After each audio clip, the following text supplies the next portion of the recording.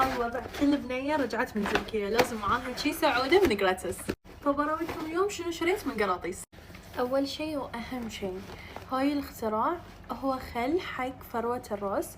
صراحة جربته وايد عجبني. انتو تحطونه على فروة الراس وتتسبحون ويشيل القشرة ينظف فروة الراس. فهاي الشي الاختراع ثاني أكثر شي مت عليه. رفيجتي قالت لي خذيلي وقالت لي خذيلي 3 شي كذي. فقلت لها إن لهالدرجة زين لو إنه صاير فيه نفس التقشير يعني ما أدري بس وايد عجيب. ينظف الأسنان عدل. زين أدري بتنصدمون من هاي الشي. حلو. خاطرة أصبغ شعري بس أنا ما أحب أصبغ شعري لأن الصبغ يعني دائما يقولون مضر حق الشعر وأنا أوريدي شعرتي وايد خفيفة فأخاف عليها.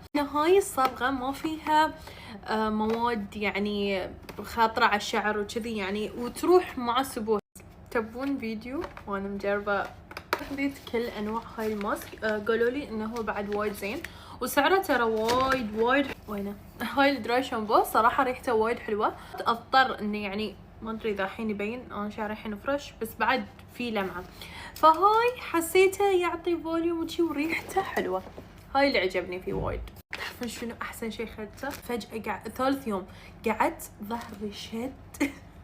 فهاي حده زين. انزين يوم كنت هناك كان في يوم مطر يوم رطوبة يوم ما ادري شنو. الاجواء كانت وايد اوفر فشعري كان كله ينفش. فكبشرو وايد زين يعني كنت احطه يعني احطه بشي نفس الماسك. خفت النفشة ما راحت لان رطوبة في النهاية بس وايد كان زين. يسوون شعرهم سلك. هذه ما جربتها صراحة للأمانة.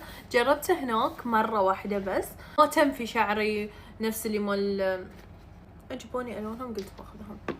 وخذيت احمر محددات هاي وخذيت ذي. خذيت هاي المحدد بعد يعني. بس هاي الاشياء اللي اخذتها من هناك. واي سؤال عندكم قولوا لي.